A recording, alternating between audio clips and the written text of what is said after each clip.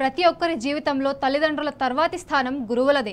అలాంటి ఉత్తమమైన ఉపాధ్యాయ వృత్తికి కలంకం తెచ్చేలా ప్రవర్తిస్తున్నారు కొందరు కీచక టీచర్లు. విద్యార్థినుల పట్ల అసభ్యంగా ప్రవర్తిస్తూ వక్రబుద్ధిని ప్రదర్శిస్తున్నారు. ఈ వేధింపులు తాళలేక స్కూళ్లకు వెళ్లాలంటేనే బాలికలు భయపడుతున్నారు. కామారెడ్డి జిల్లాలో సాగుతున్న ఈ కీచక పర్వంపై విద్యార్థినులు తల్లిదండ్రుల్లో ఆందోళన వ్యక్తమవుతోంది.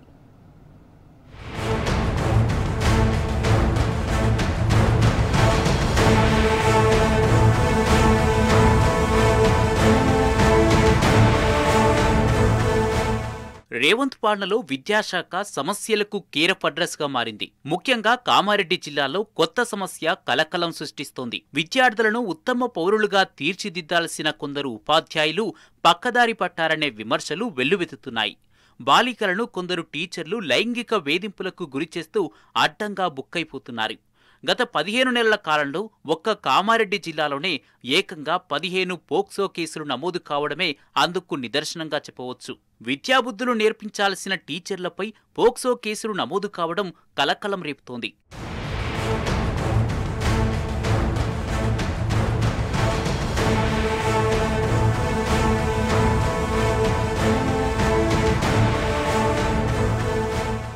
కామారెడ్డి జిల్లాలో కొందరు ఉపాధ్యాయుల తీరు కలవరపెడుతుంది. కన్న బిడ్డల్లా చూడాల్సిన టీచర్లే విద్యార్థులపై కన్నేస్తున్నారు. అసభ్యకరంగా వ్యవహరిస్తూ టీచింగ్ వృత్తికే కలంకం తెచ్చేలా వ్యవహరిస్తున్నారు. కామారెడ్డిలోని జీవదాన్ హైస్కూల్లో 6 ఏళ్ల బాలికపై పీఈటీ టీచర్ లైంగిక వేధింపుల ఘటన సంచలనం సృష్టించింది.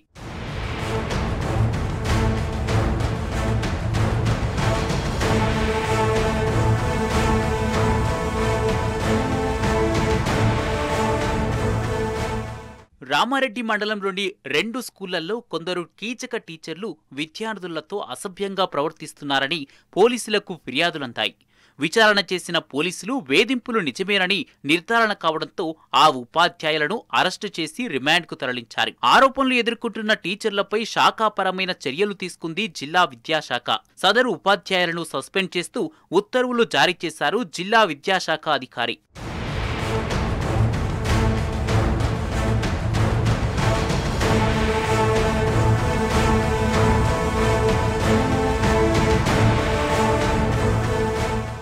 నిజాంసాగర్ మండల కేంద్రంలోని ఓ ప్రధాన స్కూల్లో విద్యార్థులను లైంగిక వేధింపులకు గురిచేసిన 5 టీచర్లను అరెస్ట్ చేసి రిమాండ్కు తరలించారు.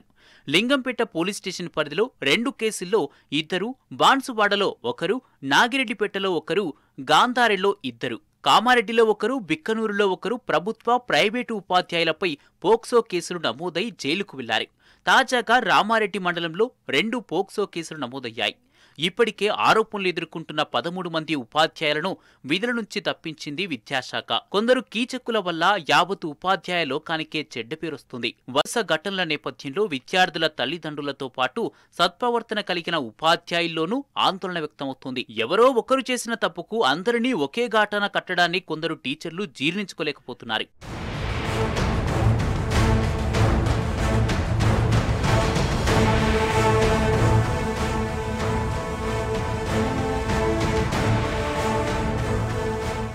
పోక్సో కేసులను జిల్లా కలెక్టర్ సీరియస్ గా తీసుకున్నారు.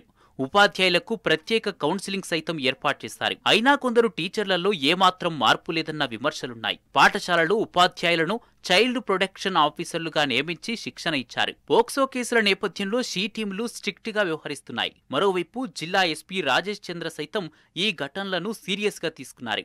షీ టీంల ఆధ్వర్యంలో విద్యార్థులు గుడ్ టచ్, బ్యాడ్ టచ్ వంటి అవగాహన సైతం విద్యార్థులకు కల్పించారు. ఎవరైనా పెడితే కంప్లైంట్ ఇవ్వాలంటూ భరోసా ఇచ్చారు. ఈ సందర్భంగా కొందరు కీచక టీచర్ల ఆగడాలను షీ టీంలకు చెప్పుకుని విద్యార్థులు కన్నీళ్లు పెట్టుకున్నట్లు సమాచారం. కంచె చేనుమేస్తే ఎవరికి చెప్పుకోవాలని విద్యార్థులు లోలోపల కుమిలిపోతున్నారు. పరిస్థితి తీవ్రతకు ఇదే నిదర్శనమన్న వాదన వినిపిస్తోంది.